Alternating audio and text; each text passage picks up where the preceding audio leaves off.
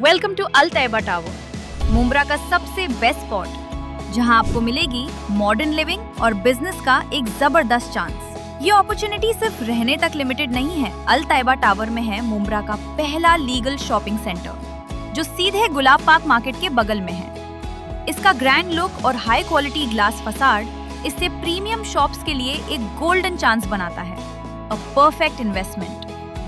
ध्यान रखिए, residential flats available only for 100 elite customers. ये सिर्फ एक फ्लैट नहीं, ये है आपके लिए हाई क्वालिटी स्ट्रक्चर, जहां मिलेगी नेचुरल लाइट और काफी स्पेस। कनेक्टिविटी की बात करें तो क्वीन मैरी स्कूल और रहमानिया हॉस्पिटल सिर्फ 30 सेकेंड्स अवे है। स्कूल और हॉस्पिटल सब कुछ बिल्कुल पास है। यहाँ मिलेगी 24/7 CCTV सिक्योरिटी और एम्पल कार पार्किंग। तो इंतजार कैसा? अपने सिक्योर फ्यूचर, कंफर्टेबल लाइफस्टाइल और स्मार्ट इन्वेस्टमेंट के लिए चूज अल तैयबा टावर। आपकी नई लाइफ यहीं से शुरू होती है। ज्यादा डिटेल्स के लिए हमारी वेबसाइट देखिए या अभी कॉल कीजिए। मोबाइल और चेन स्नैचिंग गैंग का पर्दा हुआ फाश, गिरोह का लीडर हुआ गिरफ्तार, 15 लाख रुपए का माल किया गया बरामद।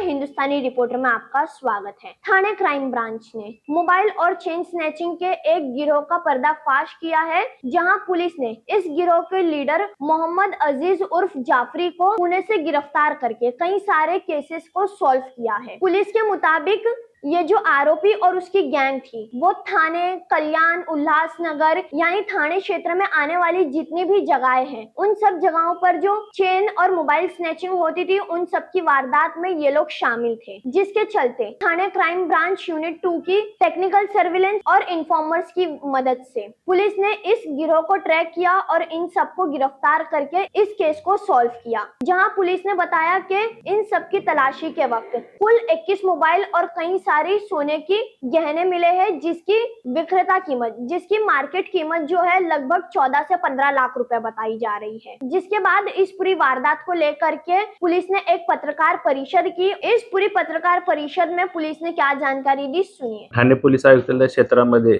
भिवंडी शहर आणि इतर पोलीस स्टेशनला चेन स्नॅचिंग आणि मोबाईल स्नॅचिंगचे गुन्हे दाखल होते, ज्याचा समांतर तपास गुन्हे शाखा घटक 2 चे पोलीस निरीक्षक शीतल राऊत, API माळी, API भोईर आणि त्यांची टीम ही ACP शेखर बागडे यांच्या परीक्षणामध्ये करत होते। त्यामध्ये रवींद्र भोसले राहणार नारपोली भिवंडी हा आरोपी निष्पन्न झाला। त्याला ताब्यामध्ये घेऊन त्याच्याकडून एकूण 16 गुन्हे उघडकीस आलेले आहेत। त्याच्यामध्ये 13 चेन स्नॅचिंग आहेत आणि 3 मोबाईल स्नॅचिंग, असं त्याच्याकडून एकूण 156 ग्रॅम सोन्या चांदीचे दागिने, त्याचबरोबर 21 मोबाईल असा जवळपास 8.5 लाखाचा मुद्देमाल जप्त करण्यात आलेला आहे।